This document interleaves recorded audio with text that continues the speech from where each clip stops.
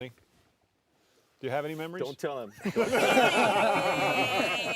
My fondest memory, I think it was when Daisy was, I was talking to Daisy and she was explaining to me how good her cousins were.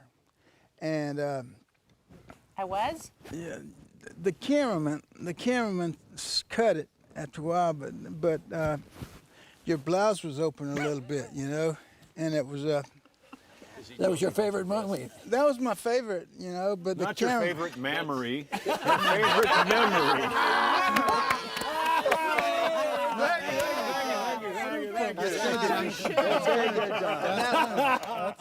That was my favorite, both. Very quick. Yeah. Well, I can't top that. Yes, you can. Brad Amato asked me, he says, can you do some of that CB stuff, you know, CB stuff? We're down in Georgia, you know, and I still have it. I wrote it on the back of an envelope. I wrote this one. Breaker one. Might be crazy, but I ain't dumb. Crazy cooter coming at you. And that's why I always pick up the CB and say, breaker one. Might be crazy, but I ain't dumb. Crazy cooter coming at you. Any old Duke boys home with a hazard net. Come on. Lost sheep, you got your ears on? Years later, I'm going down the street to my basketball game, and there's some kids playing on the other side of a fence in a yard. And I hear this kid go, breaker one, crazy cooter coming at you. And at that point, I realized, you know, what an important part of Americana we had become. And it was a really, really good feeling. And The whole memory of the Dukes of Hazzard to me was a real blessing because I got to be a part of a unit that brought a lot of happiness to this whole world. I'm very proud to have been part of it. That's it. I'll second that. For me, it was a double blessing, just getting the call that told me I was going to get to be a part of this and to share this, not only for the years that we made it, but who was to know we were going to get to share so much for so long.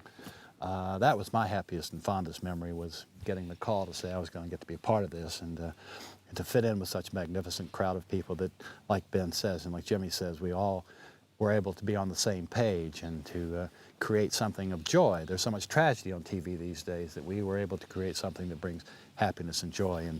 And thanks to the Dukes of Hazzard, I have enough money to last me the rest of my life. so long as I don't live past next Thursday.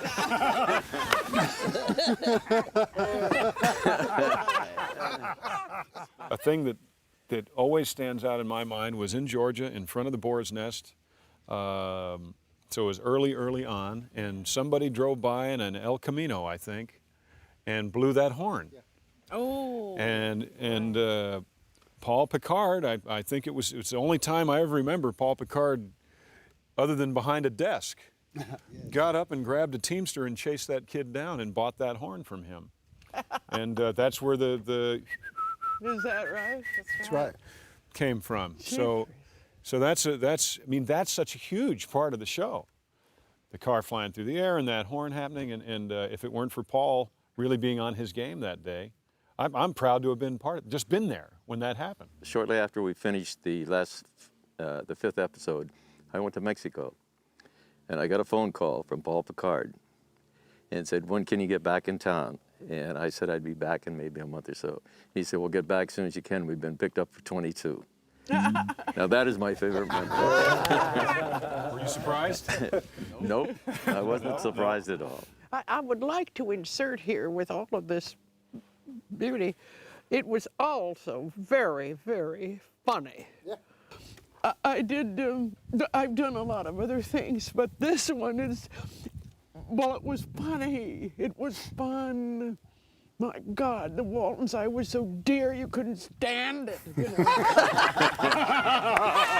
know? now look, I'm crying because this was fun. And I have to say that the Dukes of Hazzard for me, and everybody that was on the Dukes of Hazzard, and until this day, remain family with me, every single one of you.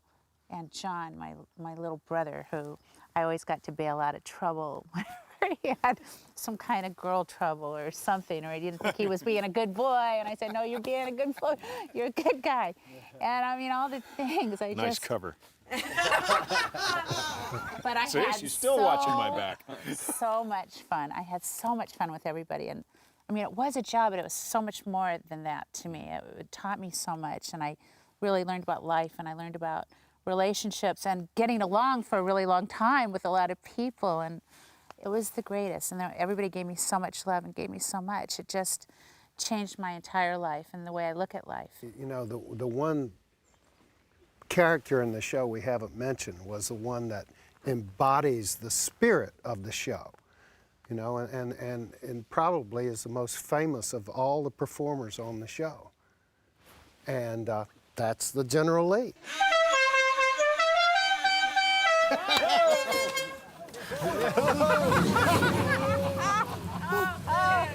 Son of a gun!